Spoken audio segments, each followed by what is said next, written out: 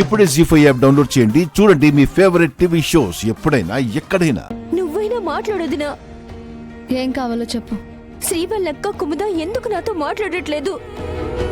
ఇంట్లో ఎవరు మాట్లాడకుండా ఉంటే నాకు పిచ్చెక్కుతుంది వదినా. నువ్వు చేసిన పనికి వాళ్ళింకా మౌనంగా ఉన్నారని సంతోషించు. జరిగిందేదో జరిగిపోయింది. ఇప్పుడు దీన్ని తీసి పారేయలేను కదా వదినా.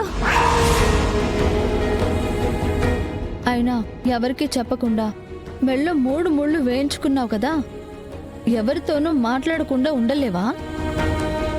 ఉండలేను వదినా. ఎందుకంటే ఇది అనుకోని పరిస్థితుల్లో నా మెడలో పడింది. కానీ నేను అన్నయ్య మాట కాదని ఏ తప్పు చేయలేదు. ఎలా పడింది?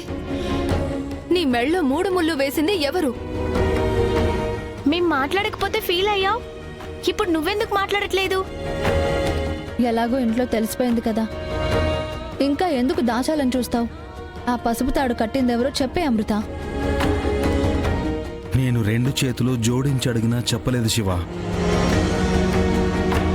అన్నయ్య పరువు పోయినా ప్రాణం పోయినా అమృతవల్లికి లెక్కలేదు. నేను చేసింది తప్పే అన్నయ్య, కానీ దానికింత పెద్ద శిక్ష విధించకండి. అక్క చెల్లెలు ఎవరూ నాతో మాట్లాడట్లేదు. గుండె నలిపేస్తున్నట్టుందన్నయ్య. నా వల్ల కావట్లేదు. కోపం కాసేపు ఉంటుందమ్మా, కానీ మనం చేసే తప్పు మాత్రం ఎప్పటికీ గుర్తుపెట్టుకునే ఉంటారు. తెలియక చేసినా అది తప్పే, ఎప్పటికీ ఉండిపోతుంది. అదేంటన్నయ్య? అమ్మ మీద పడ్డ నింద ఇంతవరకు తొలగిపోలేదు. సమయం దొరికినప్పుడల్లా వరదరాజులు మావయ్య ఆ సంగతి గుర్తు చేస్తూనే ఉంటాడు. ఇప్పుడు నువ్వు ఏకంగా మెళ్ళో పసుపు తాడు వేసుకుని ఇక్కడికి వచ్చావు. దాన్ని ఈ జన్మలో పూడ్చలేమమ్మా.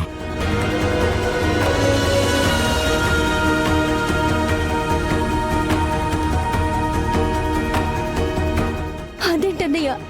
నేను చేసిన తప్పుకి క్షమాపణలే ఉండవా? నాతో మీరు మాట్లాడకుండా ఉంటే నాకు బ్రతకాలని లేదన్నయ్య. లేదమ్మా, అప్పుడే చచ్చిపోయిన వాళ్ళని మళ్ళీ చంపాలని చూడొద్దు.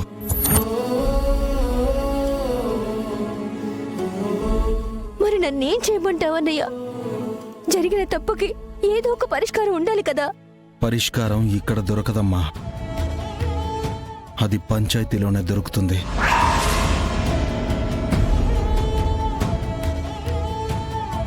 నేను పంచాయతీకి రానన్నయ్య. ఎందుకంటే నువ్వు పంచాయతీలో తల పంచుకుని నిలబడడం నేను చూడలేను. నాకు ఈ పంచాయతీ, ఈ పరిష్కారం ఏమీ వద్దు. ఇలాగే ఉండిపోతాను. నీకేమైనా పిచ్చి పట్టిందా? అది కట్టిందెవరో చెప్పట్లేదు, పంచాయతీకి రానని చెప్తున్నావు. అలాగే ఎలా ఉండిపోతావు? నువ్వు తాళి మోస్తూ తప్పు చేశావక్క. నువ్వు చేసిన అవమానం భరిస్తూ అన్నయ్య ఉండలేడు కదా. అవునమృత, మీ అన్నయ్య భరించగలడు, కానీ నీ తప్పు దొరికిందని మా పెదనాన్న అప్పుడే పంచాయతీ నుండి పిలుపందించాడు. అక్కడ నువ్వు సమాధానం చెప్పాల్సిందే. లేదు, నేనెక్కడికి రాను.